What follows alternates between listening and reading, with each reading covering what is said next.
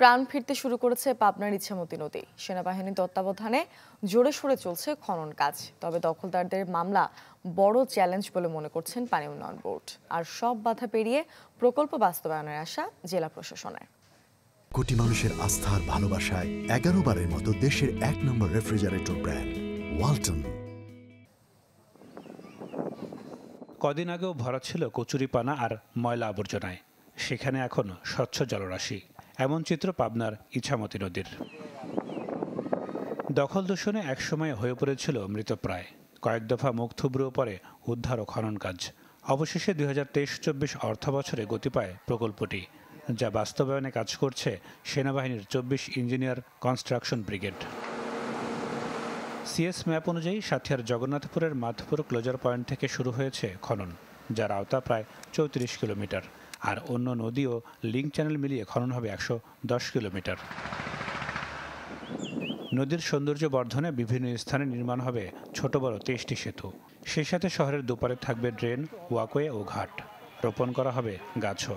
আমাদের নদীটা আগে ছিল অপরিষ্কার, দুর্গন্ধ, আগে ছিল কচুর পানিতে ভরা। এখন ওগুলো পরিষ্কার হয়ে এখন আমাদের সুবিধা হয়েছে। এখন গোসল করা যাবে, সেচ দেওয়ার পানিও পাওয়া যাবে। আমরা গরু বাছুর পানি খাওয়াতে পারবো, গোসল দিতে পারবো, দুটো মাছ ছাড়বে, মাছ আমরা খাইতে পারবো। ঠিকাদারি প্রতিষ্ঠানের আশা নির্ধারিত সময়েই শেষ হবে কাজ। তবে দখলদারদের মামলাকে চ্যালেঞ্জ হিসেবে দেখছে পানি উন্নয়ন বোর্ড। কাজের মেয়াদ হচ্ছে মোট 3 বছর। আমাদের মোট দৈর্ঘ্য হচ্ছে 110 কিলোমিটার। আমাদের এই বছরে আমাদের 50 কিলোমিটার কাজ হবে। সকলের সমন্বয়ে আমরা একটা ডিমার্কেশন করেছি। এখন ডিমার্কেশন করার পর তারপর আমরা একটা ফাইনাল একটা উচ্ছেদের মানে এই অবৈধ দখলদারদের তালিকা প্রণয়ন করব এবং সেই মোতাবেক ম্যাজিস্ট্রেট নিয়োগ করে বাংলাদেশ সেনাবাহিনী এবং প্রশাসন, স্থানীয় প্রশাসন, জেলা প্রশাসনের সহযোগিতায় আমরা সবাই মিলে এটা করব। সব আইনি জটিলতা কাটিয়ে প্রকল্পটি দ্রুত বাস্তবায়নের আশা জেলা প্রশাসনের।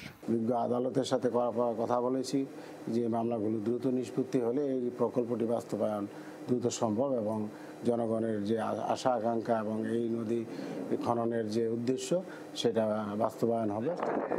ইছামতি নদীর প্রাণ ফেরানোর প্রকল্পে খরচ ধরা হয়েছে 1554 কোটি টাকা।